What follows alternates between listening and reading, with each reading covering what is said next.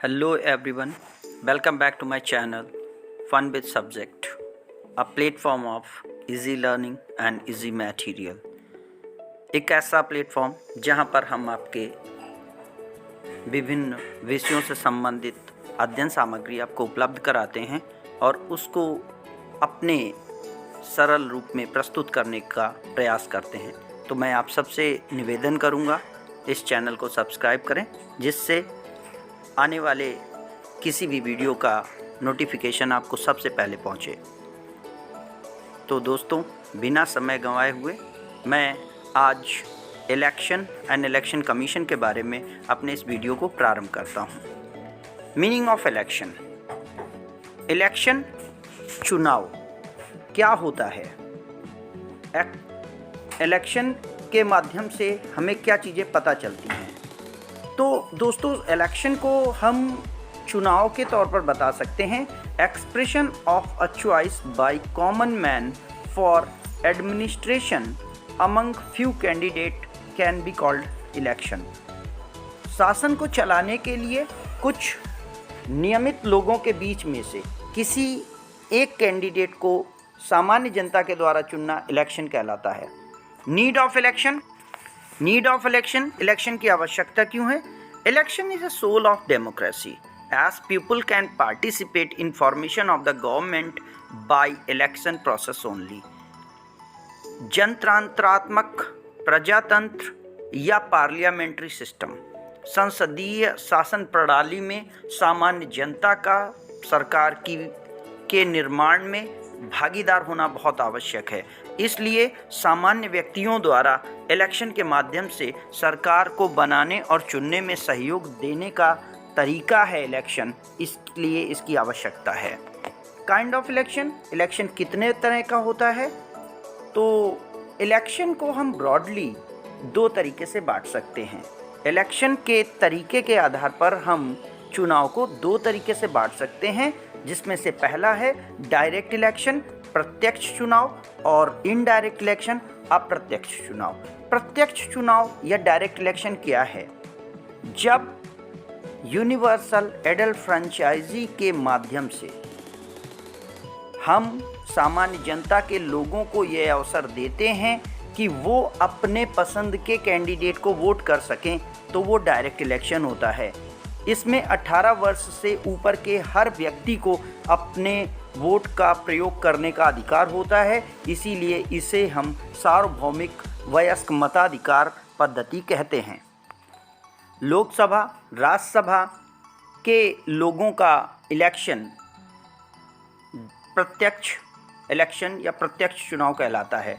Indirect election, जब सामान्य जनता अपने प्रतिनिधियों को नहीं चुनती है, सामान्य जनता के चुने हुए प्रतिनिधि सामान्य जनता की ओर से किसी एक व्यक्ति का चुनाव करते हैं, तो उसे अप्रत्यक्ष इलेक्शन कहते हैं। राष्ट्रपति का चुनाव अप्रत्यक्ष इलेक्शन में होता है। Type of election. On the basis of period there are 3 type of election.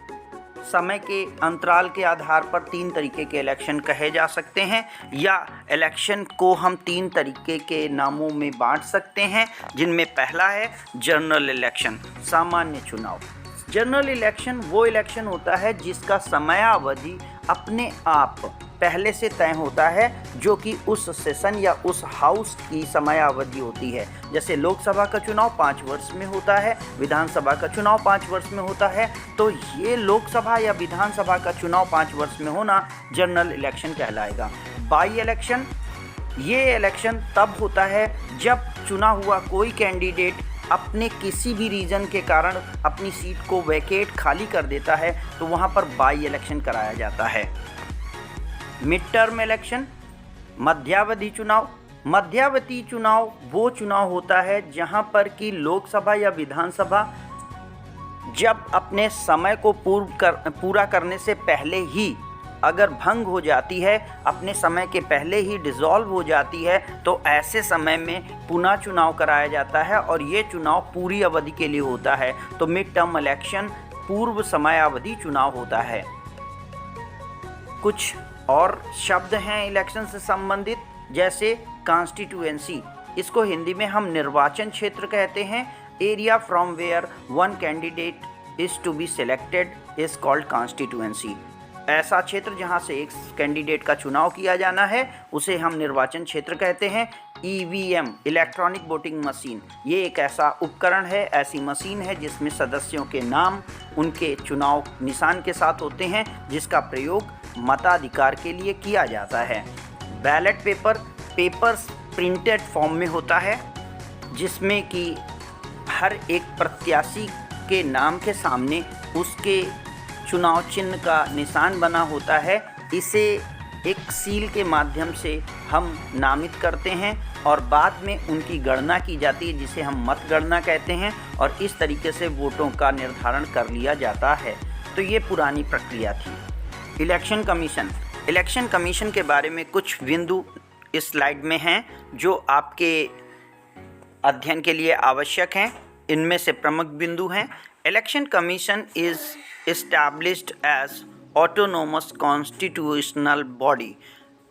Autonomous का मतलब स्वायत्तशासी है, ये अपने नियम खुद बनाती है, और कॉन्स्टिट्यूशनल बॉडी है मींस संविधान के आर्टिकल 324 के अनुसार इंडिया में फ्री और फेयर इलेक्शन कराने के लिए एक इलेक्शन कमीशन का गठन किया गया है।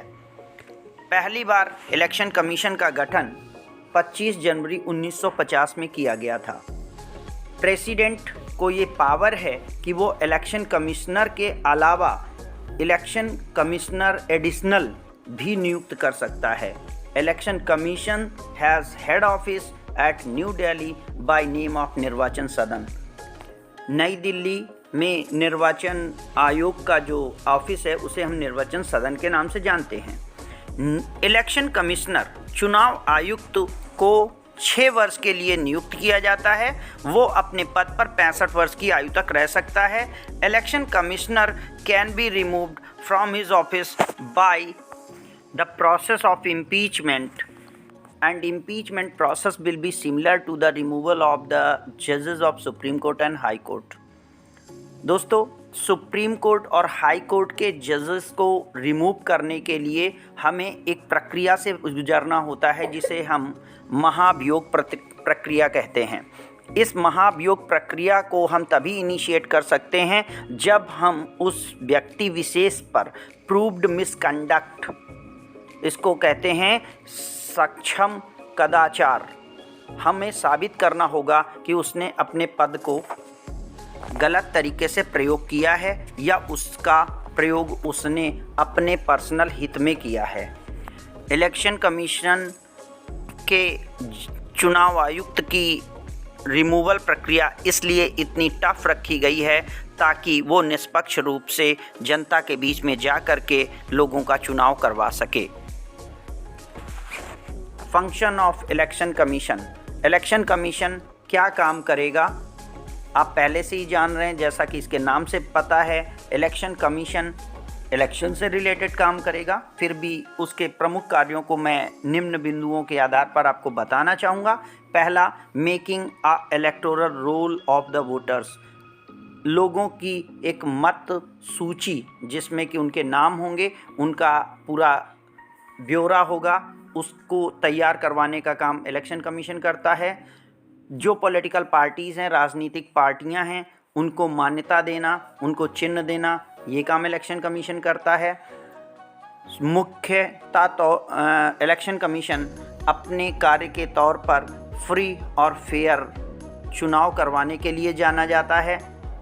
इलेक्शन की डेट का डिसीजन देना, इलेक्शन के पेपर्स को फॉलो करवाना, भरे गए नॉमिनेशन पर्चों को एक बार फिर से चेक करना, उनकी स्क्रूटनी करना, उनमें गलत होने पर उस व्यक्ति का निर्वाचन पत्र या नॉमिनेशन पत्र कैंसिल करना, ये इलेक्शन कमीशन के कामों में जाना जाता है। And last not least, model code of conduct को भी इशू करने का काम इलेक्शन कमीशन करता है। इलेक्शन कमीशन ये बात तय करता है कि किसी भी प्रतिनिधि द्वारा सामान्य आचार संहिता का उल्लंघन न किया जाए, जो एक नियमित राशि है उससे ज़्यादा व्यय ना की जाए, किसी तरीके से मतदाता या किसी भी व्यक्ति को गलत प्रलोभन देकर वोटिंग ना कराई जाए, किसी भी व्यक्ति पर धमकी या किसी तरीके के बल प्रयोग को ना किया जाए। कह सकते हैं एक साफ सुथरा और निष्पक्ष चुनाव कराना इलेक्शन कमीशन का प्रमुख दायित्व है। Thank you for watching. I request you all to please like, subscribe and comment, and do mention in comment box what should be next topic of the video. Thank you. Let's meet in next video.